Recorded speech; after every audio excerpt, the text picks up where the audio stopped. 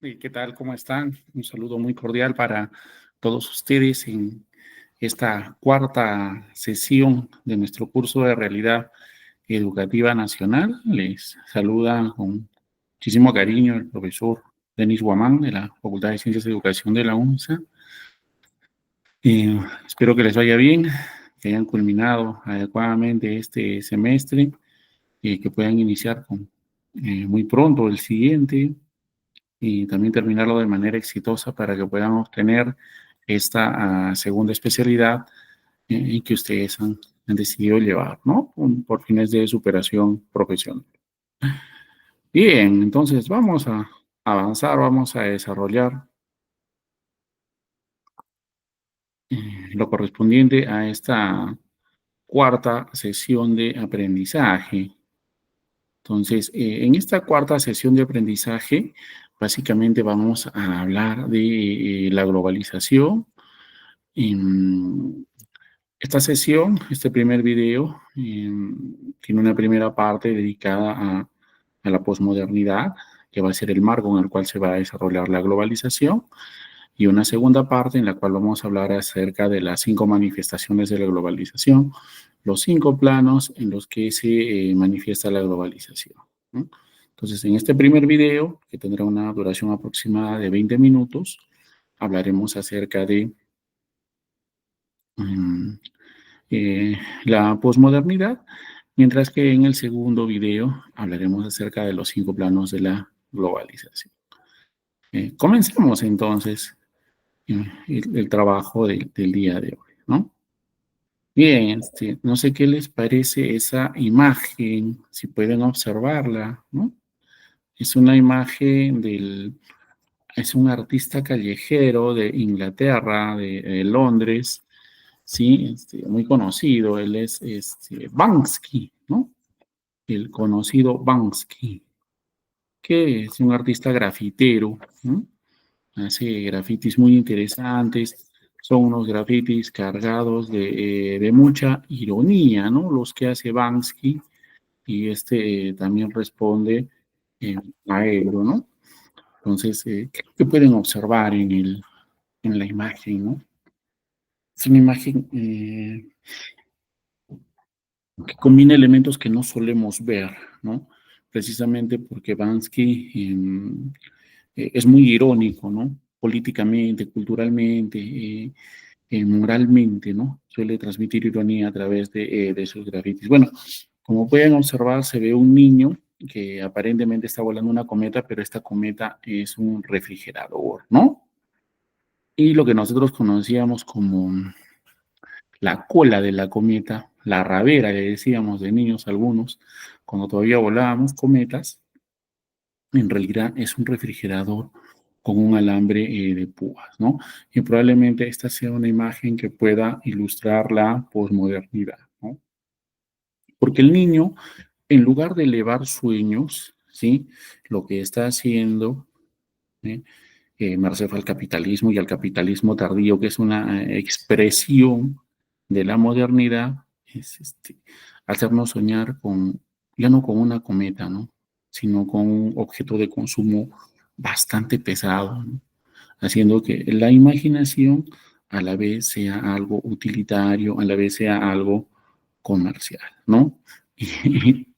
Y como si eso no fuera suficiente, tenemos el alambre de púas, ¿no? Que nos da una sensación de que no podemos escapar de esto, de que hay una coerción que es violenta y que es absoluta, ¿no? Muy crítico, ¿no? Muy crítico con el capitalismo tardío y con cierta parte de la modernidad Bansky, ¿no? Bueno, tenemos que recordar, para hablar de modernidad tenemos que hablar, en primer lugar, de la premodernidad, de la modernidad propiamente dicha y la posmodernidad, ¿no? Entonces, es interesante señalar algunos aspectos de la premodernidad, la concepción premoderna y la concepción moderna, ¿no? Porque tenemos que hacer referencia a estas dos etapas previas, ¿no? En la concepción premoderna hay algunas características esenciales, como son el teocentrismo, ¿no? ¿Por qué? Porque antes de que llegase la modernidad, por lo menos en las sociedades occidentales, la vida humana gira en torno a Dios, ¿no?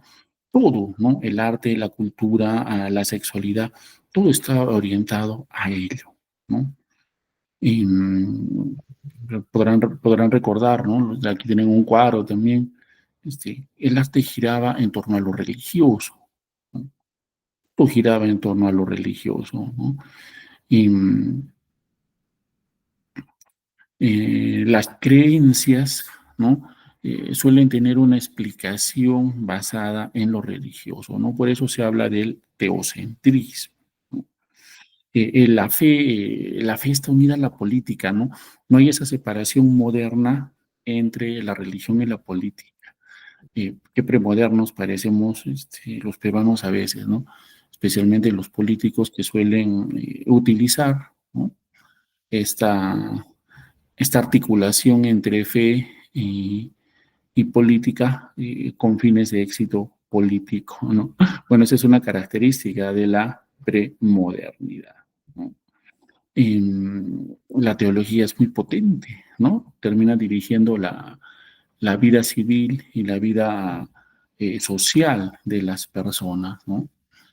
Si tú no estabas de acuerdo, podía ser considerado un hereje, ¿no? Y ya sabemos qué es lo que hacía con los herejes la Santa Inquisición, ¿no? Los denominados autos de fe, ¿no? Todo muy autoritario, todo muy rígido, todo muy tradicional, ¿no? O sea, los cambios no eran bien vistos, ¿no? Se buscaba la tradición, ¿no? La autoridad no se discutía, ¿verdad? Aunque no se entendiese, se respetaba la autoridad, ¿no? Y también tenemos el tema de la providencia. O sea, las personas no se preguntaban por qué pasa esto o por qué ocurre esto, sino que lo aceptaban como voluntad de Dios, ¿no? Es porque Dios lo ha querido, ¿no? Había la creencia de que Dios dirigía todo en el mundo, ¿no? Entonces, si había una enfermedad, no buscábamos cuál era el virus, la bacteria, ni siquiera habíamos llegado a ese punto de desarrollo, ¿no? Sino que pensábamos que era voluntad de Dios, ¿no? Esta visión premoderna que tenía el ser humano, ¿no? Pero viene otra cosmovisión que es opuesta, que es la cosmovisión moderna, ¿no? Producto del desarrollo histórico, del desarrollo filosófico, va a aparecer la cosmovisión moderna, ¿no? Que tiene otras características muy distintas como el antropocentrismo, ¿no?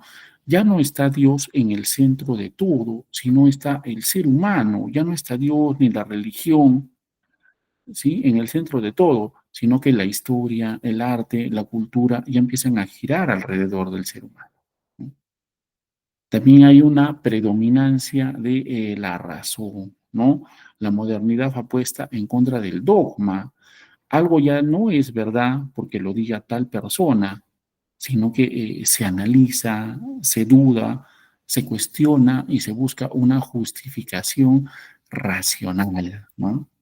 Supongo que el momento más culminante de esto debe ser en la Revolución Francesa. Recordarán que las citas de algunos historiadores que nos indicaban, ¿no? Que incluso se paseaban, ¿no? A mujeres vestidas de diosa razón, ¿no? En la Revolución Francesa. Tenemos confianza en la ciencia, ¿no? Porque creemos que el desarrollo del conocimiento y el conocimiento científico le va a hacer bien a la humanidad, ¿no? Va a ser bueno para nosotros, nos va a permitir desarrollar nuestra sociedad, ¿no? Y también creemos en la historia, ¿sí? Eh, ya no se ve al pasado como algo sagrado, ¿no? Como algo mejor, ¿no? Una visión premoderna es aquella que dice todo tiempo pasado fue mejor. No, ahora vemos el pasado con la modernidad como ¿no? Un paso anterior al presente y vemos al presente como un paso al futuro, ¿no? Y pensamos que el futuro debe ser mejor, ¿no?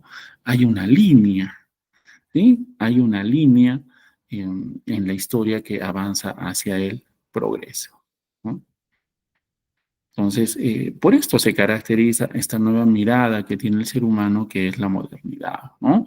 Ya la vida no gira en torno a Dios, está orientada hacia el futuro, creemos en la razón, creemos en la ciencia, creemos en la historia, tenemos fe en el ser humano y tenemos fe en la creatividad del ser humano. Entonces, si podríamos caracterizar a la modernidad, podríamos decir que es una nueva formación social que va a surgir históricamente a partir del Renacimiento, ¿no? En la cual se va a anteponer la razón a la religión, ¿no? Y se va a consolidar con la Ilustración. Tiene algunas manifestaciones la modernidad en los diferentes aspectos sociales, ¿no? En lo político, la modernidad se caracteriza por la democracia y el Estado de Derecho.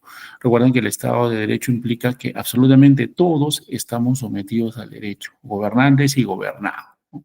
Bueno, no es un ideal, uno de los ideales de la modernidad. En lo social tenemos los valores de la Revolución Francesa, la libertad, la fraternidad y la igualdad, que van a originar los derechos humanos. En lo económico, el capitalismo y el libre mercado, y en lo ético, la tolerancia, ¿no? En lo filosófico, el pluralismo, ¿no? Ya no hay una verdad, sino entendemos que hay verdades, ¿no? Tú puedes tener tu Dios, yo tengo mi Dios, no nos tenemos que matar por ello, ¿sí?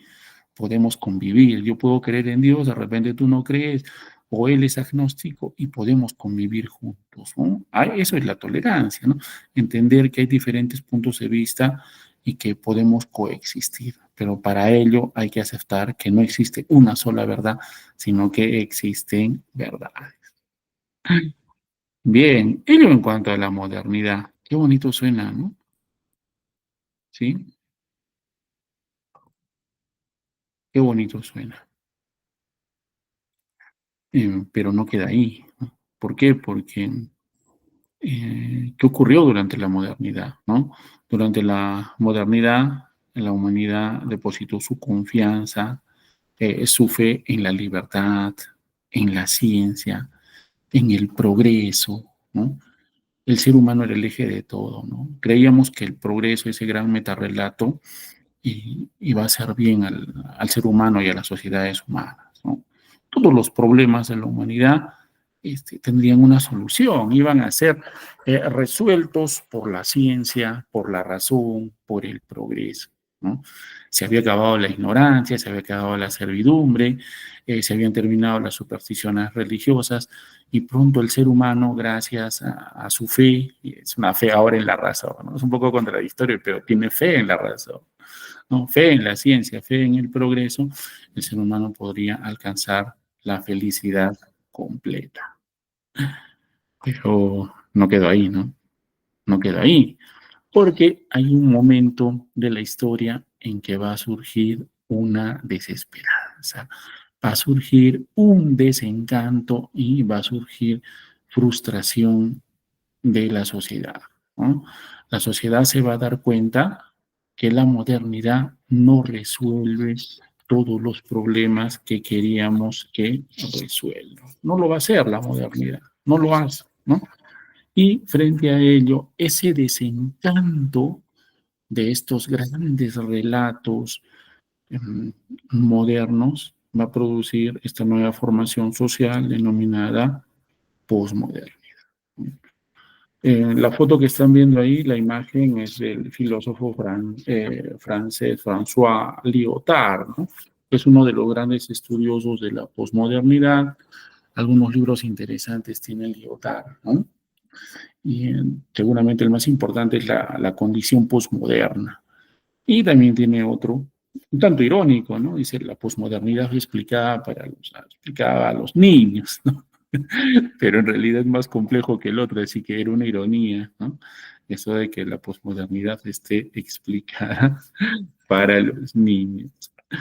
Bueno, ¿qué dice Lyotard acerca de la posmodernidad, ¿no? Que va a ser el marco en el cual vamos a trabajar la globalización? Lyotard nos dice que hemos llegado al fin de los grandes metarrelatos impulsados por el discurso de la modernidad, ¿no? Em, Hay un discurso que sostiene la modernidad, ¿sí? Que incluye otros metadiscursos, ¿no? De que la historia de la humanidad va en un marco unitario, ¿no? Y que tiene un telos que va hacia una finalidad, ¿no? Estos discursos, por ejemplo, el iluminismo, ¿no? Esta fe en la razón, ¿sí? Esta fe que tenemos en la razón, nos damos cuenta que no sirve, ¿no? Que la razón no soluciona los problemas de la existencia ni de la vida humana, ¿sí? No sirve la razón, ¿no? Tampoco sirve la ciencia, porque la ciencia, así como puede ayudarnos a curar las enfermedades, también nos puede destruir, ¿no? O sea, la ciencia, el progreso de la ciencia, de la tecnología, no solamente pueden darnos bienestar, sino que pueden destruirnos, ¿no? Y esto queda profundamente marcado mm, con dos fenómenos bastante puntuales, ¿no? No sé si han visto la película Oppenheimer. Si no la han visto, mírenla apenas puedan, ¿no?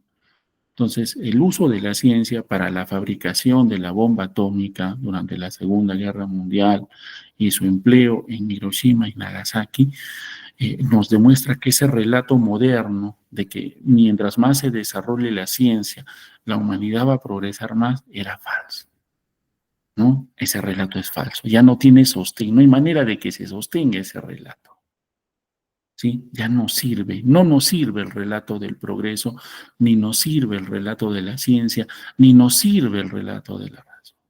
Ese relato iluminista ya no sirve, se acabó ese gran metarrelato. Otro gran metarrelato que cuestiona Lyotard es el relato marxista, ¿no? El relato marxista ya no sirve. ¿Por qué? Porque, cito a Lyotard, ¿eh? Lyotard dice que no sirve porque en las sociedades en las que se ha pretendido aplicar el comunismo ha habido, ¿no? Em, muchos asesinatos, mucho dolor, mucha miseria, ¿no? Yo me pongo a pensar en la novela de Alexander Solzhenitsyn, Archipiélago Gulag, ¿no? Que relata todos los abusos que cometió Stalin en la Unión Soviética. Y uno se pone a pensar actualmente, no sé, en la Cuba de Castro, por ejemplo, o post-Castro ya, ¿no? Y aparentemente estas sociedades que han pretendido implementar los ideales del marxismo han fracasado y han causado mucho dolor, ¿no? Eso dice Lyotard, no sirve, ¿no? No funciona. Se cuestiona el mismo papel de la historia, ¿no? ¿Por qué? Porque la historia no necesariamente es un avance hacia adelante, ¿no? O sea, no es un avance hacia un futuro mejor. La historia, ¿no?, puede presentar retrocesos o puede llevarnos a algo peor, ¿no? Pónganse a pensar en los campos de concentración, ¿no? O sea, la historia se supone que nos lleva hacia algo mejor, pero existieron los campos de concentración, existió Auschwitz. Entonces, no necesariamente la historia nos lleva hacia un futuro mejor, ¿no? Otro aspecto que señala Lyotard es que ya no existe una razón universal, ¿no? Que lo que hay son racionalidades más pequeñas, más locales. Es un concepto interesantísimo que menciona Lyotard es el adelgazamiento de la verdad, ¿no?